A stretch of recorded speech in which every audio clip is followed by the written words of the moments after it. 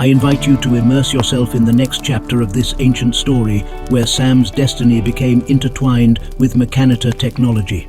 Since his arrival on the remote planet, he faced challenges, forging his path to greatness.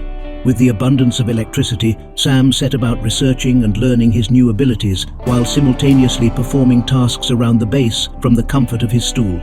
The combination of new skills and resources gave him impressive power. Out of nowhere, Sam received a message from a guest named Lam. The arrival of this message marked a change in the monotony of his loneliness, and he decided to accept. That same night, a capsule landed near the base, and Sam discovers Lam inside.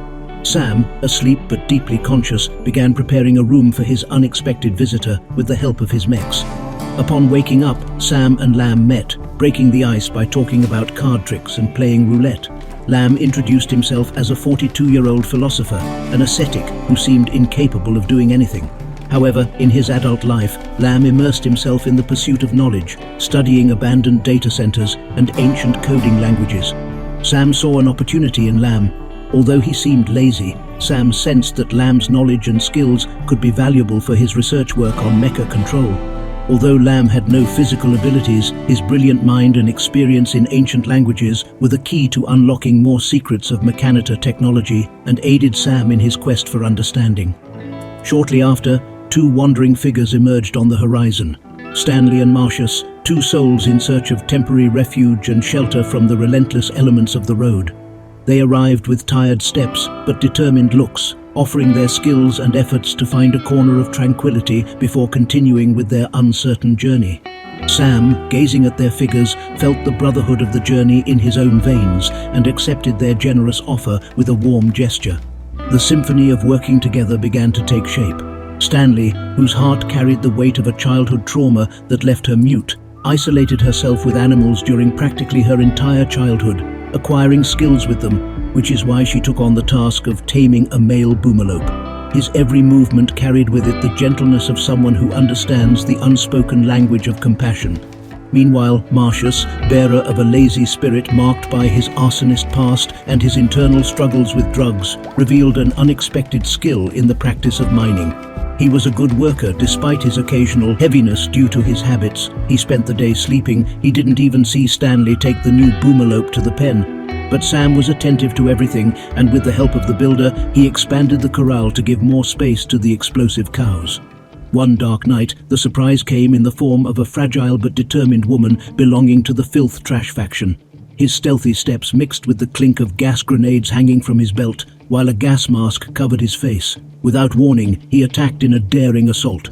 However, the resistance he faced was relentless. Not even Lam's friendly fire at Spike could shake the team's resolve.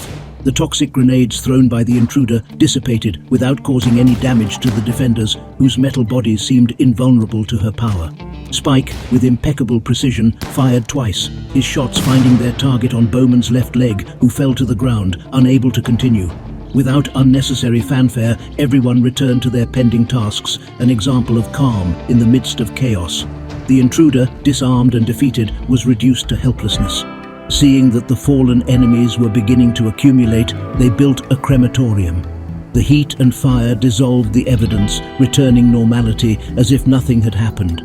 Everyone worked hard, Marcius mined whenever he got the chance, and Sam's temporary home prospered steadily. Soon, he built a room to reorganize workstations and free up space in the dining room.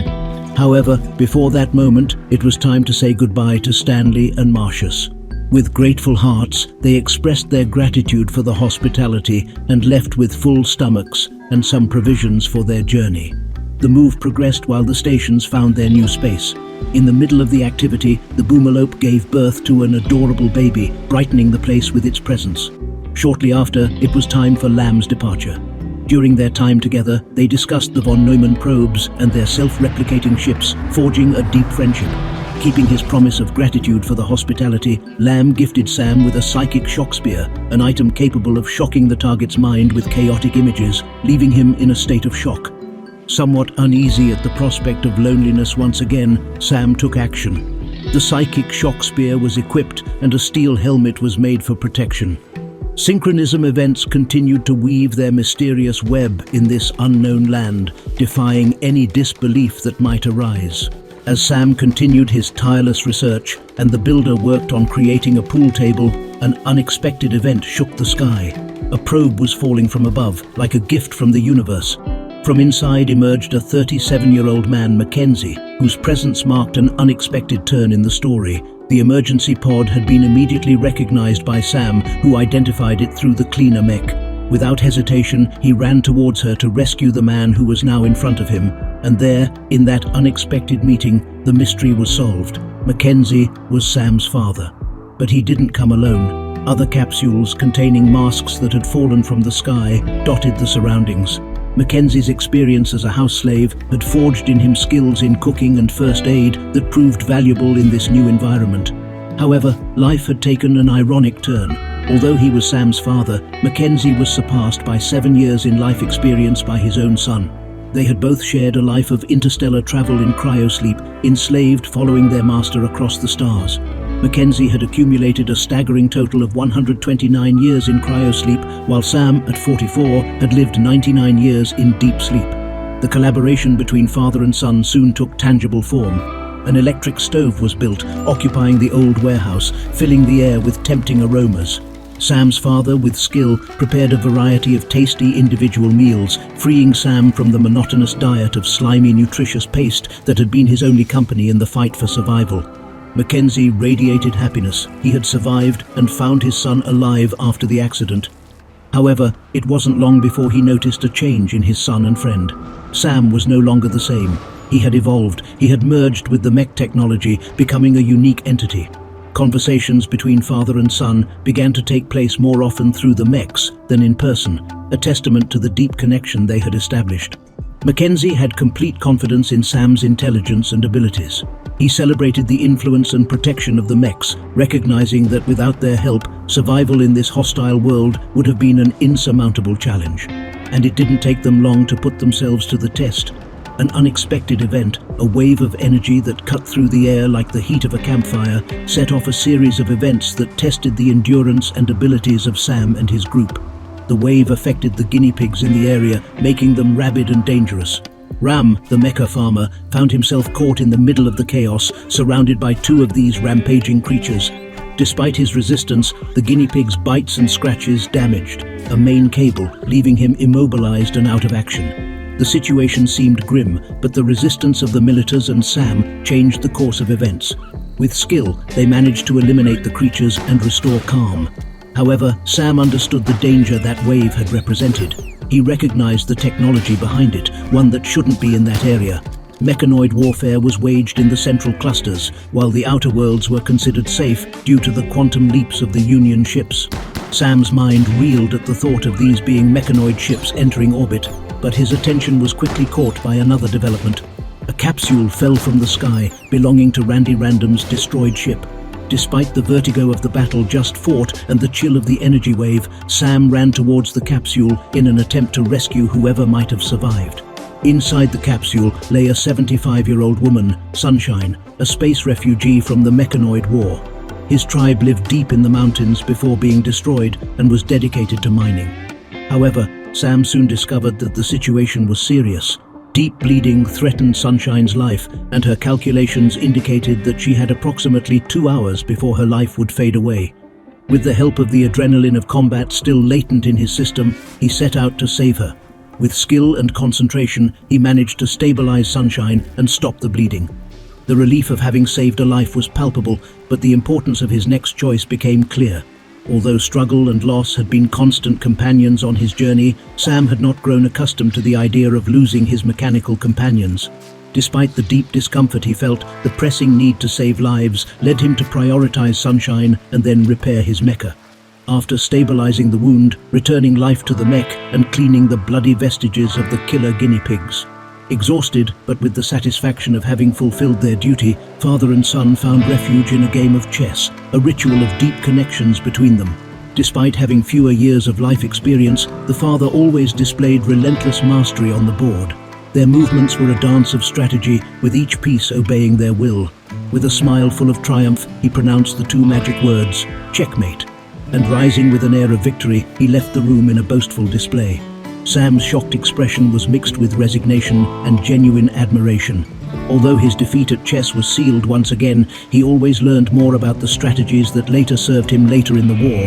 He accepted his defeat with a bow, paying tribute to his father's mastery. Once Sunshine began to feel a little better, she equipped herself with an iron mask and better quality clothes, and decided to actively join Sam's research efforts at a new table. Meanwhile, they busied themselves improving their environment.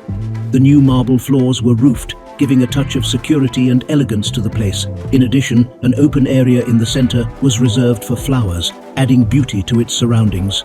Strategically placed lights illuminated the covered areas, creating a more welcoming and functional environment.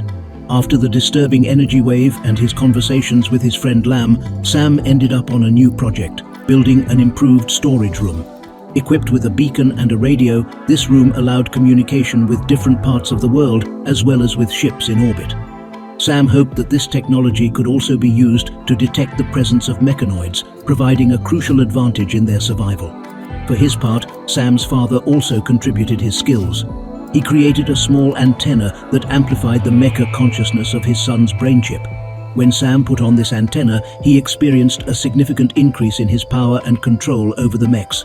He discovered that he was now capable of handling up to 3 additional mechs, which meant a major expansion in his operational capacity.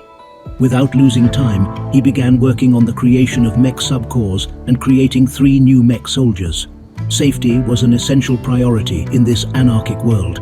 While the new mech soldiers continued in their gestation process, the need to strengthen their defense was confirmed when they suffered an unexpected attack.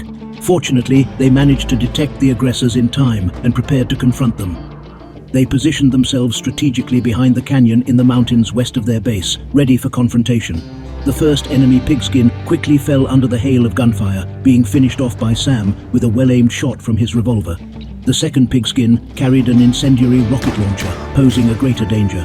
Faced with a warning cry, the 3 companions launched the attack to prevent him from shooting.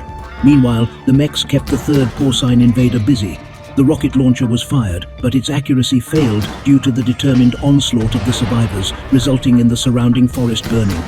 The other pigskin, despite being under fire from the mechs, decided to take one last action. He fired at the group in an attempt to help his partner, landing a shot into Sunshine's back.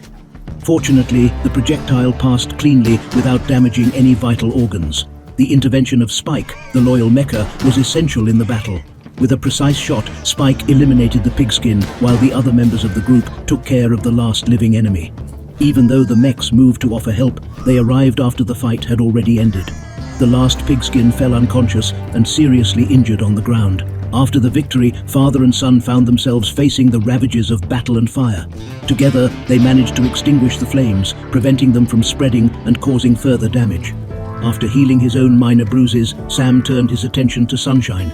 This time, it was not an immediate emergency, which allowed him to heal and save Sunshine's life with greater peace of mind.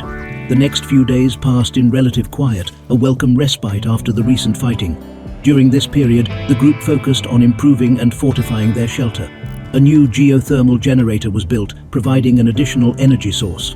One room was transformed into a space dedicated to advanced research, where a table was set up that promised to reveal new knowledge about its surroundings. Additionally, a strong granite outer wall was erected, offering protection from the north and west in preparation for future assaults. However, the calm did not last long. A new assault shook the tranquility of their refuge. A group of Yitakin, carrying knives as weapons, attacked the place. But this time, the situation was different. Sam now had 5 mech soldiers at his disposal, a considerable force that made the defense much easier. In the middle of the fight, a setback occurred. The prime mecha fell offline. Despite this adversity, the group did not stop. With coordinated skills and the help of the other mechs, they managed to repel the Yitakin attack. Once the danger was neutralized and the raiders defeated, Sam prioritized repairing his prime mech while transporting the enemy's bodies to the incinerator using another of his mechs. After tasting victory, Sam's father installed the 3 statues in the peristyle that he had been sculpting for some time, adorning the site and providing a sense of home. One of the statues depicted a scene in which a boomalope collapsed in its bed with its calf, while another boomalope watched with a serene expression. This representation captured the birth of the first boomalope at its base and had become a clue sought after by archaeologists today. Although many similar representations have been found, none match the place I am talking about. An intermittent signal flickered in the radio room, indicating a call from a ship in orbit. Era Furioso Industries, a commercial ship, exotic products. Wasting no time, Sam ran to respond on the radio. Through a fair trade, which involved some baby boomalope and various utensils, he managed to acquire a telescope, some mechanisms, and what would be of great help later, a pair of bison. Knowing that bison made excellent pack animals, Sam remembered the chess strategies he used to play with his father and began planning his trip to the hibernating ship. He knew he would need to carry enough food with him for the several-month journey, and with the bison at his disposal, he felt more prepared than ever. The telescope was installed next to the statues in the atrium. Since the last assaults, a small prison was built in case the situation required it. The prison was made up of a common room where prisoners could access a nutritional paste generator for their basic diet. Behind that room was the cold room for waste and the hoppers for food storage. With relative calm and between celebrations, they finally completed the security of the base. A granite wall stood blocking all the entrances except one. Next to it, 2 trap corridors and a room equipped with different types of grenades were set up, ready to be thrown towards the entrance in case of emergency. After an expansive cover, they placed 4 turrets behind a sandbag barricade, and the mechs were ready to repel any threat. Mackenzie had his first opportunity to activate the defense room. They had received a radio call from a merchant being chased by a pack of wild cats. Their plan was to send a capsule with their belongings to the base to distract the hungry cats. Quickly, they prepared all defenses, making sure they were ready. It didn't take long for the cats to appear, forming a wave of white fur that advanced together and emitting deafening screeches. They crossed the only available entrance, where strategically placed traps began to do their work, greatly reducing their numbers. The defense room worked perfectly, and the cats were eliminated before they could cause any damage to the base. The cat merchant's gold turned out to be essential, as he used it in building a multi-analyzer. Thanks to this device, he was able to analyze the information extracted from the Mechanitor ship and discovered something surprising: an abandoned ship in orbit that belonged to the same group as the Mechanitor. But that was not all. Upon examining the coordinates of the orbit, Sam was able to glimpse a flash in the sky through the telescope, confirming the existence of the Earthship. Filled with excitement and fear at what he might face, Sam decided to prepare himself.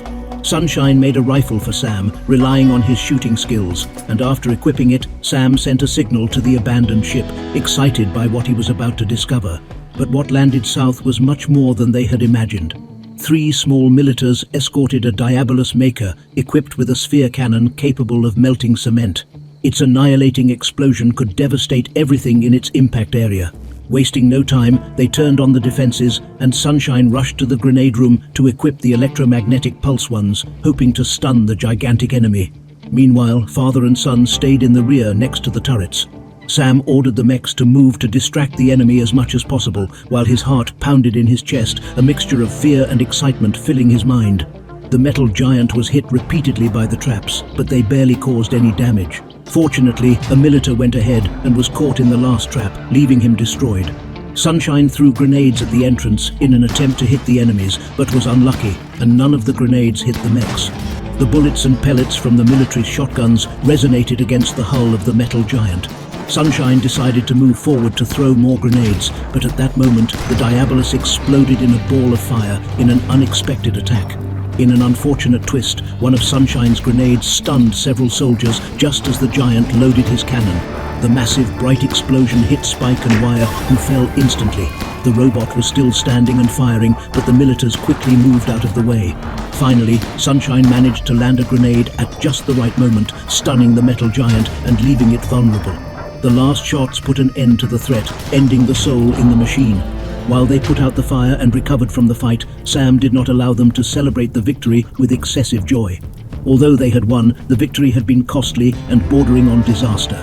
After a brief but necessary rest, Sam dedicated himself to repairing the damaged mechs and excitedly collecting the information he had found on the enemy mech. He knew that this information was valuable and would open the doors to new discoveries and advances in his knowledge of Mechanitor technology. The threat had been faced and overcome, but the task of unraveling the secrets of the past still lay ahead, and Sam couldn't wait to dive into that path of discovery and learning. Thanks for watching the chapter. See you in the next one. Bye.